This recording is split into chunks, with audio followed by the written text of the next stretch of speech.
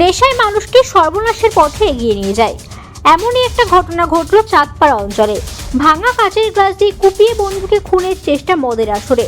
দুই বন্ধুর মধ্যে অশান্তির জেরে এক বন্ধু আরেক বন্ধুকে ঘাড়ে ভাঙা কাচের গ্লাস ঢুকিয়ে খুনের চেষ্টা করলো বলে অভিযোগ। শুক্রবার রাতে গাইঘাটার পুলিশ অভিযুক্ত যুবক অপূর্ব রায়কে শনিবার সন্ধ্যায় গ্রেফতার করেছে। জখম স্বপন মণ্ডলকে প্রথমে চাঁদপাড়া গ্রামীণ হাসপাতালে, পরে অবস্থার অবনতি হলে বনগাঁ মহকুমা হাসপাতালে রেফার করা হয়। পুলিশ অপূর্বর বিরুদ্ধে খুনের চেষ্টার মামলা রুজু করে তদন্ত শুরু করেছে।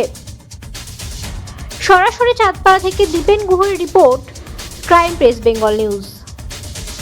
10:30টার সময় তখন দেখি লোকজনের মধ্যে দেখি ওর জম করে দেখি গলায় কাটা দাগ, এই সোজা কাটা দাগ ওর। তারপরে আমি টোটো দেখে হসপিটালে পাঠালাম। হসপিটালতে তারপরে ওর বাড়ি কেউ জানে না, দাদাকে জানালাম, ডেকে তুললাম ঘুমের থেকে। যাওয়ার পথে 4 জন আমরা যাচ্ছিলাম, 4 জনকে আমাদের ধরে মারধর করেছে। তা আমরা কিছু বলিনি, ওই ছেলেটাই মারধর করেছে আমাদের 4 জনকে। নেশা করেছিল খুব। তারপর আমাদের মারধর করে আমরা ঠাকুরনগরে তাড়াতাড়ি চলে যাই, ঠাকুরনগর থেকে ট্রান্সফার করে দেয়। আমি দেখেছি ওদের ঘরে ঢুকেছি, আমি ফুচকা চাটনি রাখতে গিয়েছিলাম, ওদের ফ্রিজ আছে ঘরে একটা, সেই ফ্রিজের ভিতরে রাখতে গিয়েছিলাম। এবার দেখলাম যে একটা ছেলে আর এই যে ছেলেটার দুর্ঘটনা হয়েছে, এই ছেলেটা দুজন মিলে একসঙ্গে দেখা যাচ্ছে কাচের গ্লাস টিলাস সবকিছু, মাংসর বাটি সবকিছু মিলে একসাথে সাজিয়ে নিয়ে মদ খাচ্ছে। এইবার তখন আমি ফ্রিজটা খুলেছি, খুলে এখন আমি ওই চাটনিটা রেখে দিছি। তখন ও আমাকে, যে ছেলেটার অ্যাক্সিডেন্ট হয়েছে ওই ছেলেটা আমাকে বললো ফ্রিজটা খুলে রাখো। আমি ফ্রিজটা খুলে রাখলাম, রেখে যখন আমি রাস্তায় উঠেছি তখনই ওই যে বাড়িওয়ালা যে এই কাজটা ঘটিয়েছে ও তখন ঘরে ঢুকলো, ঢুকে ওকে বললো যে তুই বাড়ি যা।